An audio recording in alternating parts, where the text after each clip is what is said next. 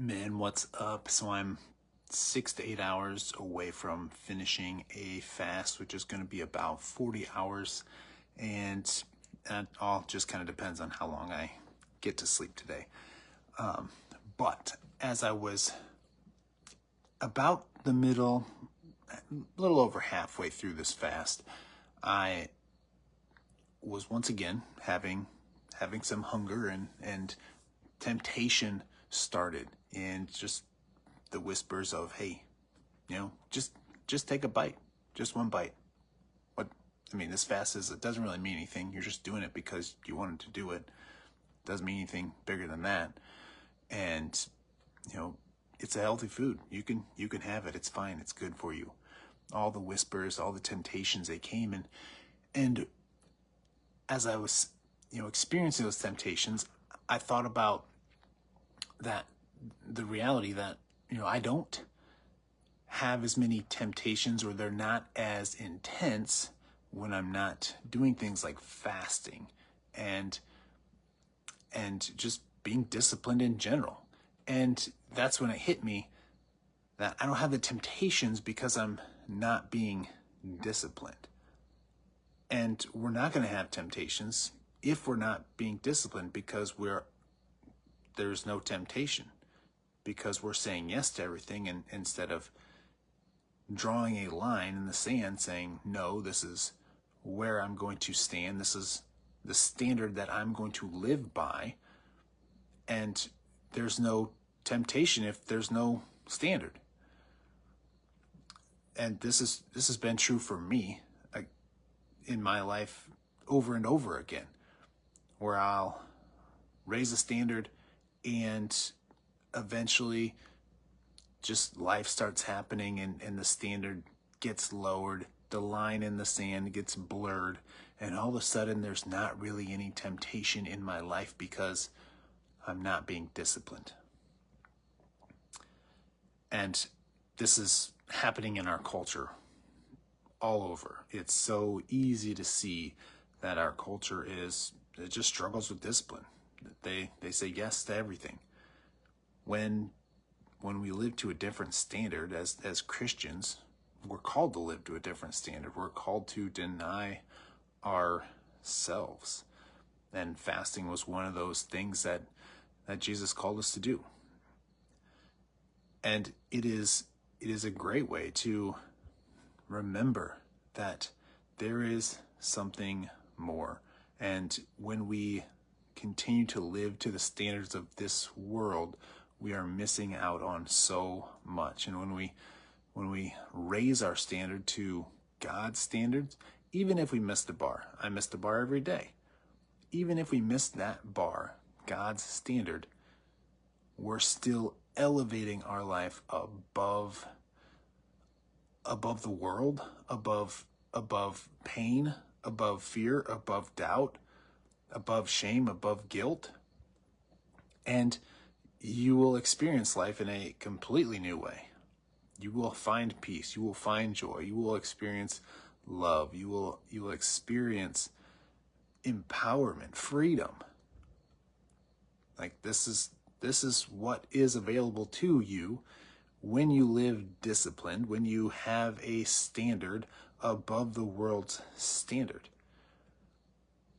And even if you're not raising your bar up to God's standards, anything above the world's standards, you're going to improve, depending on where you want to draw the line in the sand. So maybe you haven't been experiencing temptation recently, and maybe you're okay with that. But maybe you're wondering, life's kind of easy. It's been going good. Maybe it's time to draw the line in the sand. Maybe it's time to raise your standards.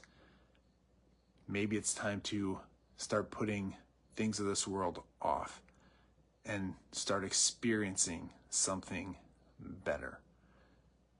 And if you're wanting to do this, I would love to help you out. And the reality is, you can do it on your own, but it's going to be tough. You need allies.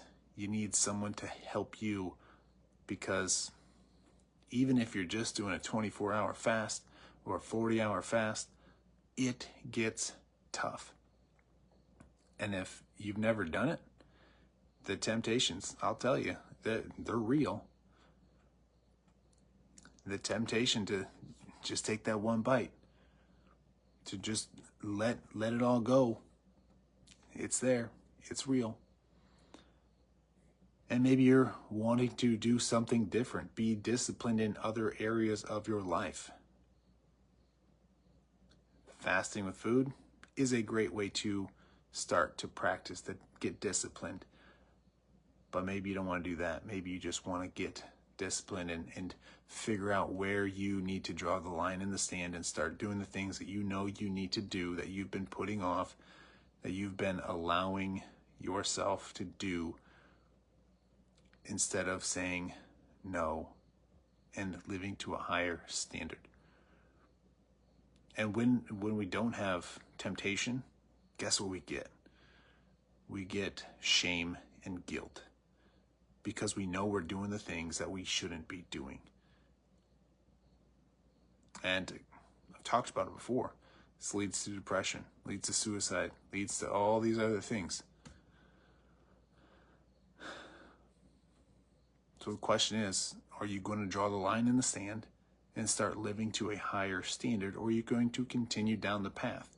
Continue down the path of living an undisciplined life and giving away the power that you've been given. This is something that we were given through the Spirit, through the Holy Spirit. Power. Not fear, not guilt, not shame, but power, self-control. The question's yours, or the choice is yours. The question is, what are you going to do? Are you going to draw the line in the sand? Are you going to raise your standards? Or are you going to continue down the path? You and I both know you would feel a lot better drawing that line in the sand, raising your standards, and doing the things that you know you need to do to improve your health, physically, mentally, spiritually, to improve your marriage, to improve your relationship with your kids, to improve your finances.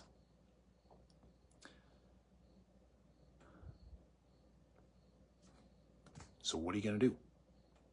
And how are you going to do it? Again, if you want help with this, I would gladly help. Not that I can, answer every question, but I've been down the path. I've been disciplined in areas. There's areas where I'm still learning. I'm growing. And I'll share my stories. Just ask me. I'll tell you whatever area, whatever story you want. I will be truthful. I'm not there yet.